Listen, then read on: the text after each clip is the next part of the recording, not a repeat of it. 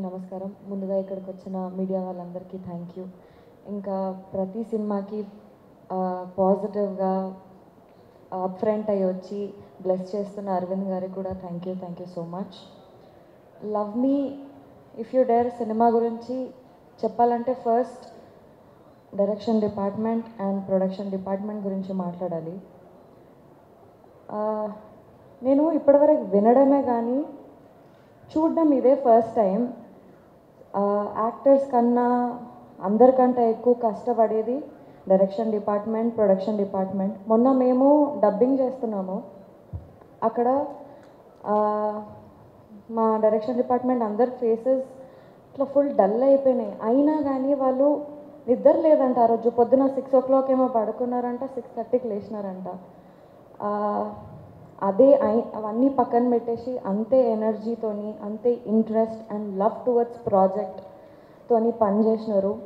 షూట్స్లో మనకన్నా ముందు వాళ్ళే ఉంటారు, షూట్స్ అయిపోయిన తర్వాత వాళ్ళే, మళ్ళీ షూట్ అయిపోయిన తర్వాత కూడా నెక్స్ట్ డే ఏముంది ఏం కదా అని చెప్పేసి ప్లాన్ చేసుకుంటూ వస్తారు. అండ్ రేపటి దినం ఈ సినిమా మంచిగా సక్సెస్ అయ్యి మంచిగా బయటికి వస్తే మా అందరితో పాటు మీ అందరికీ కూడా సక్సెస్ రావాలని హార్ట్ఫుల్గా కోరుకుంటున్నాను నేను. అండ్ నాకు నా లైఫ్లో ఎప్పుడైనా అలసిపోయిన ఫీలింగ్ వస్తే నేను మా టీమ్నే గుర్తు తెచ్చుకుంటాను. ఎందుకంటే నాకు చాలా మోటివేషన్ ఇచ్చింది. బలరామ్ గారు, నాగా గారు, మల్లి గారు, భరత్, అందరూ, అకుల్ గారు, అందరూ thank you so much for being inspiration and motivation for all of us. ఇంకా అరుణ్ గారి గురించి మాట్లాడాలి. ఫస్ట్ ఆయన పర్సనాలిటీ గురించి చెప్పాలి నేను మీకు. మన లైఫ్లో మనకి జనరల్గా కొన్నిసార్లు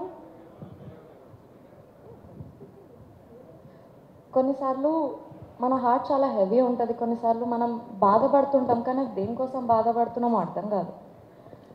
ఆ టైంలో అరుణ్ గారి దగ్గరికి వెళ్ళి ఇట్లా అండి అని చెప్తే ఆయన మనం ఎందుకు బాధపడుతున్నాం, ఆ బాధకి రీజన్ ఏంటో కూడా క్లారిటీ ఇస్తారు.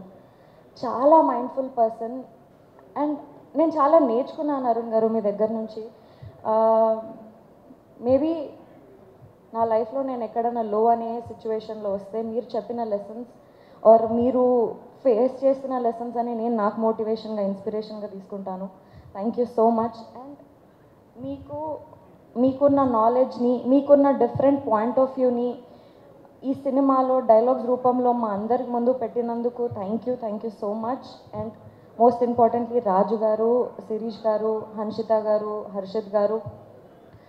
ఇది చాలా డిఫరెంట్ సినిమా. ఈ డిఫరెంట్ సినిమాని కాన్ఫిడెంట్గా నమ్మి పుష్ చేసి ఇంత సక్సెస్ఫుల్గా షూటింగ్ అంతా కంప్లీట్ చేసి ఇక్కడ వరకు తీసుకొచ్చినందుకు, పాజిటివ్ ఎన్విరాన్మెంట్ క్రియేట్ చేసినందుకు థ్యాంక్ యూ సో మచ్. ఇంకా కిరవాణి సార్, మీరు మా సినిమాకి సోల్ లాంటి వారు.